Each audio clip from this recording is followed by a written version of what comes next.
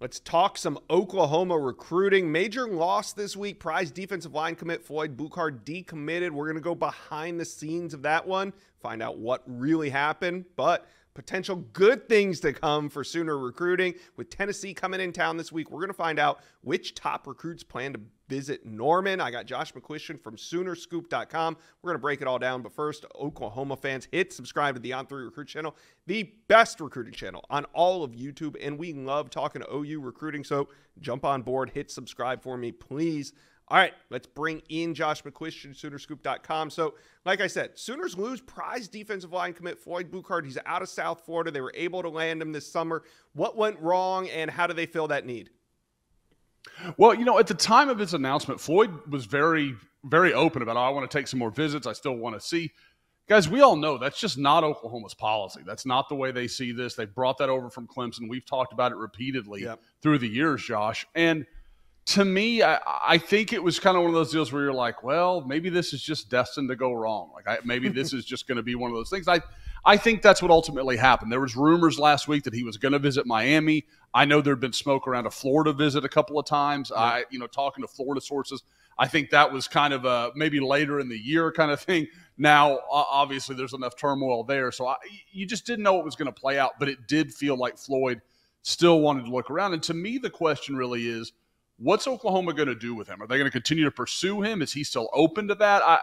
I don't know where that lies, because he acted, as though there was such a strong relationship with he and Todd Bates and Brent Venables that I would think Oklahoma could still be in this if they want to be. But knowing how they kind of look at commitments and early decisions, there's a part of me that wonders if they just kind of move on to different targets. Right. All right. Well, that leads me to my next question then, because Cortez Mills, there was a lot of talk 2 weeks ago. Would he show up to Nebraska? Would he not show up to Nebraska? It looked like he was not, but then, of course, he pops up photos of him on the sidelines for that Colorado game. So is Cortez Mills' commitment solid with Oklahoma right now? It seems to be. He kind of, I'll be honest, it surprised me a little bit when he tweeted that out on Monday night, that he had the locked-in logo and all that stuff. And again, guys say that. I mean, he said that at the time of his commitment. So is it something where I want to go ahead and say to OU fans, oh, yeah, all your worries are over? Nah, I'm not there with it. So we will see. I keep trying to explain, and Josh, you know well, this is recruiting in Florida. It's a different breed. It's a different sport. And I think guys, OU fans are going to have to get used to this as OU has a bigger and bigger presence in the state. So to me, again, I think there's no question his best relationship is Emmett Jones. He really likes the staff, really likes what they're doing. And I know people have kind of said, oh, maybe it's him concerned about where OU is offensively. That's not the feeling I get. I think this is a guy that wants to look around, wanted to take some trips. And it almost felt like he was testing the fences a little bit. Like, what's the pushback on this going to be? And I think he saw that it was pretty strong. I think Oklahoma at one point maybe was kind of backing away from that situation. And I think cooler heads kind of prevailed here. Mm-hmm. Now, if it comes up again, my guess is that would just kind of be the end of the situation. All right, we'll see what happens there. Cortez Mills, at least for now, committed to Oklahoma. All right, let's move on and talk about one of the most important targets still left on the board. That's offensive tackle Andrew Babala, the only five-star offensive tackle uncommitted in the entire country, and it's coming down to the wire. We were maybe expecting a decision before the month of September, maybe early September, but here we are. It's getting late in September. Still no decision from Andrew Babala. What are you hearing? Yeah, Josh, I'm going to date myself with this reference, but there is some never-ending story to this vibe. Like, it just feels like this goes on, and there doesn't seem to be any big change in what you're hearing. Like, I still continue to hear, and really have for a long time, there's a lot of Auburn talk. There's a lot of Michigan talk. And I think Oklahoma, as much as I think nationally, maybe it's kind of like, oh, Oklahoma's not going to get him. They've got Foje. They've got Fasusi. And, I think that's kind of the knock people take. Like, oh, he just wouldn't choose that. From when I talk to Oklahoma sources, there is still confidence. He still remains in heavy contact with them. He's talking to them, as often as anybody else. He's really seems to have a good feel for that staff. And I know he loved his official visit when he took it back in the summer.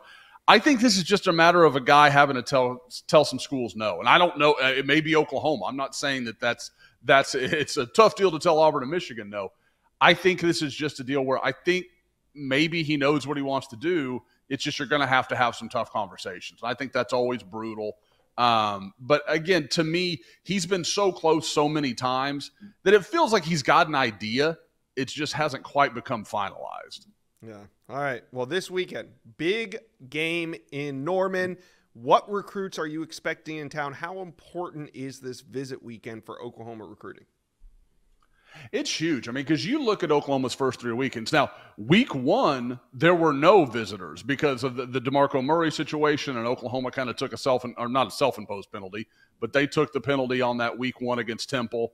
It was a Thursday night game. It couldn't have worked out, a Friday night game. Couldn't have worked out much better for Oklahoma. If you're going to take the penalty, how about the week opening of high school football on a Friday night? Like, there's no visits. Not many people were coming anyway. Yeah. Like, what are you really hurting yourself with there? So I think that worked out fine. The next 2 weeks have been light. A lot of commitments, a lot of just guys that you would expect to see around campus. This is the one they've been building to, though. This one, and then obviously you have Alabama again later in the season. I think those are going to be the two that Oklahoma really hits. In 2025, you're not going to see much. We talked about Andrew Babalola. To my knowledge, he will not be on campus this weekend. So there's really not a lot in play for Oklahoma in 2025 unless they make some new offers based on, the Floyd Buchard situation and some of the things we've already talked about. But as of right now, Babalola is really their one guy still completely in play.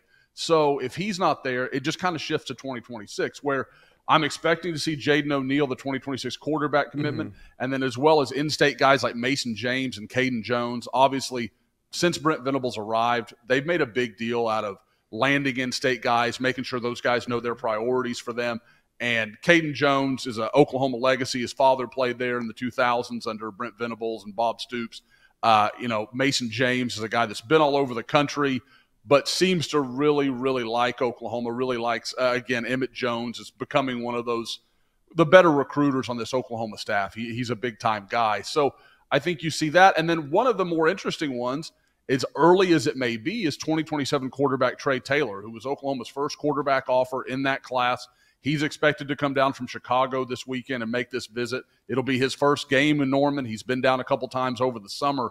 So with Oklahoma already having O'Neal in the boat, they can shift that focus to 2027 and even beyond. But, other guys like Deuce Geralds, T.I. Umukase from Colorado. So it's a good, really strong list.